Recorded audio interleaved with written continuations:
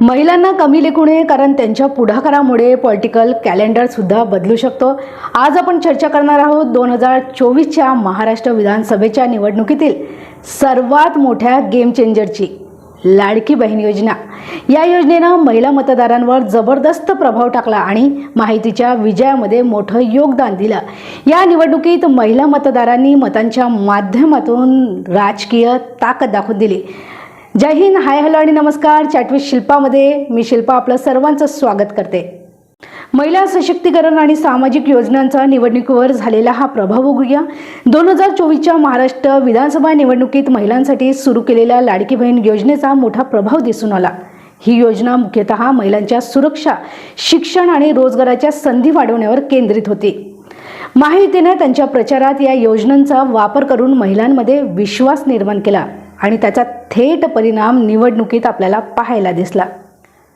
महिलांसाठी शिष्यवृत्ती आणि महिलांच्या आरोग्य सेवांसाठी केलेले उपाय यासारख्या योजनांनी ग्रामीण आणि शहरी महिलांना समान पद्धतीने लाभ दिला। या योजनांनी मतदारांना आकर्षित केलं आणि त्यांनी सरकारी योजनांचा खूप सकारात्मक प्रतिसाद दिला।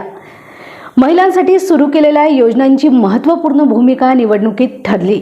महायुतीने महिला सशक्तीकरण आणि त्यांच्या विकासासाठी योजना राबवल्या आणि यामुळे महिलांचा सर्वसमावेशक दृष्टिकोन समोर आला। महिला सुरक्षा आणि स्वावलंबनावर आधारित योजनांची लोकांमध्ये जागरूकता निर्माण झाली। 2019च्या विधानसभा निवडणुकीच्या तुलनेत यंदाच्या निवडणुकीत महिलांच्या मतदानात लक्षणीय वाढ पाहायला मिळाली। 2019 मध्ये महिलांचा मतदान दर 58.83% होता, तर यंदा महिलांची मतदान संख्या 57,96,000 अधिक झाली आहे।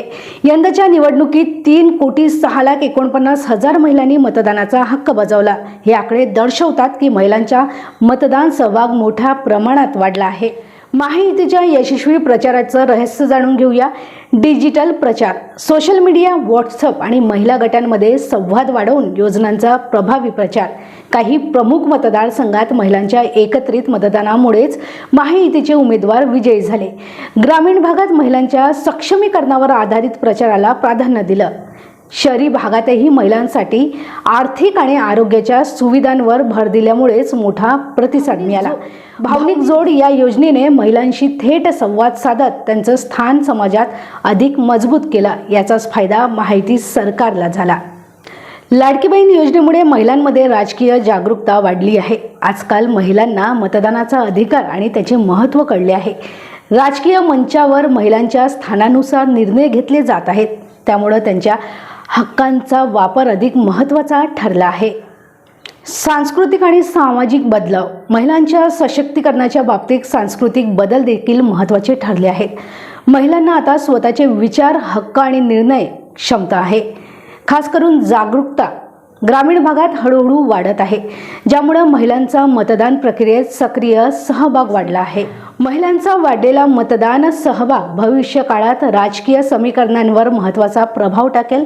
महिलांना अधिक सशक्त, सुरक्षित आणि शिक्षित बनवण्याच्या योजनांमुळे त्या सामाजिक आणि राजकीय दृष्टीने अधिक निर्णायक ठरू शकतात। या वाढीमुळे महिलांना निवडणुकीच्या प्रत्येक टप्प्यावर महत्त्वाचा निर्णय घेणारे मतदार म्हणून पाहिलं जात आहे।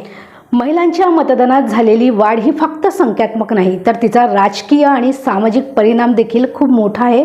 महिला सशक्तीकरणाच्या योजनामुळे महिलांची राजकीय सक्रियता वाढली आहे। यामुळे भविष्यात महिलांचा प्रभाव अधिक वर्धित होईल आणि त्यांच्या भागीदारी राजकीय प्रक्रियेत अधिक महत्त्वाचा ठरेल।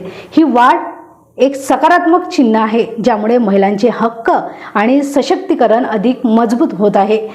तुमचं मत काय आहे? तुम्हाला काय वाटतं? लाडकी बहीण सारख्या योजनांनी महिलांना राजकीयदृष्ट्या कितपत सक्षम केलं? कमेंटमध्ये नक्की कळवा आणि चॅनलला सबस्क्राईब करायला विसरू नका। धन्यवाद।